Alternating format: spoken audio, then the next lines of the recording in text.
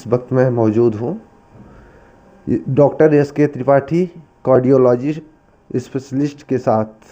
कुछ बात करते हैं ठंडी के बचाव के बारे में, जैसे कैसे बचाव होती है। सबसे पहले तो चैनल में आपका स्वागत है और नव वर्ष की हार्दिक शुभकामनाएं आपको। जी आपको भी। जी जैसे ठंडी है, कुछ हार्ट के पेशेंट लोग होते हैं जी तो उनका बचाव करने का क्या तरीका अपनाया जाए?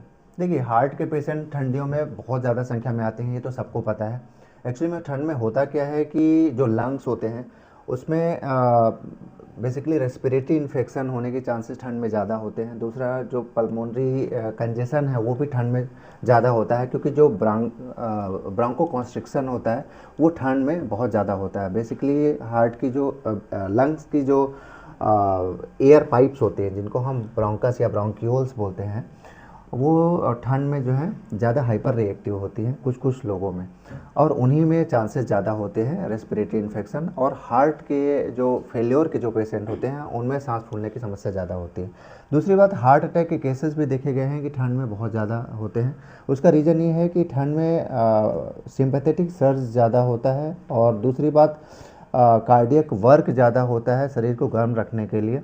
जो नसें होती हैं वो थोड़ा सा संकुचित होती हैं, हाइपर रिएक्टिव होती हैं। तो इस वजह से, बॉडी के स्ट्रेस की वजह से हार्ट अटैक और हार्ट फेलियर का रिस्क ज़्यादा होता है।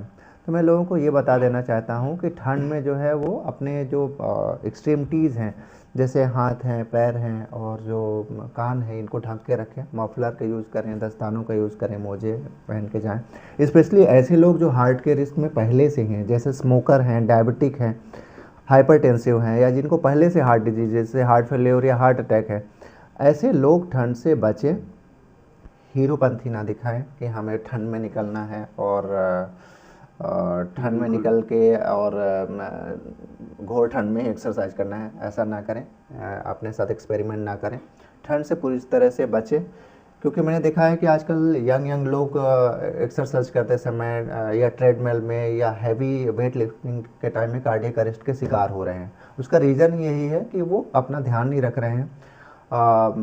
कोई सिंपल सी रील या मोटिवेशनल वीडियो देख लिया और अगले दिन से ही सुपर वेट लिफ्टिंग स्टार्ट कर दी और कार्डियक अरेस्ट हो गया। तो थोड़ा सा ध्यान रखें, मोटिवेट हों, लेकिन जो अपना प्रोसेस है उसको थोड़ा सा लॉन्ग रखें। ऐसा नहीं कि सडनली आप एक ही दिन में तो आप बॉडी बिल्डर नहीं बन जाएंगे, है ना। तो एक प्रोसेस होता है हर एक चीज़ का। स्लो प्रोसेस से अगर आप करेंगे तो लंबे समय तक आप चल पाएंगे, हेल्दी भी हो पाएंगे और अपने हार्ट का भी ध्यान रख सर, एक ये कौन सी बात होती है कि मतलब जब ठंडी आती है तभी नस ब्लॉक होते हैं हार्ट के?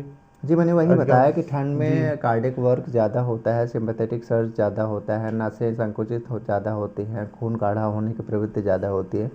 यही वजह है कि ठंड में हार्ट अटैक, हार्ट फेलियर का रिस्क ज़्यादा होता है। जी। नशे वालों के लिए आप क्या कहना चाहते हैं? नशा तो सबको पता है, किसी भी टाइप का नशा हार्ट के लिए या ओवरऑल हेल्थ के लिए अच्छा नहीं होता है। सबसे ज़्यादा नशा जो लोग करते हैं, यंगस्टर करते हैं, वो है स्मोकिंग। बहुत सारे लोग कफ सिरप का भी नशा कर रहे हैं, मेडिकल नशा भी कर रहे हैं, और तंबाकू, गुटखा, ये सब तो आम बात हो गई है। तो नशा कोई भी अच्छा नहीं है, चाहे वो मेडिकल नशा हो या तंबाकू या कोई भी इस टाइप का नशा हो। इवन आप लगातार इंस्टाग्राम, फेसबुक स्क्रॉल कर रहे हैं, सोशल मीडिया में बिंज वॉच कर रहे हैं, नेटफ्लिक्स दे रहे हैं दिन भर बैठे बैठे, वो भी एक नशा है।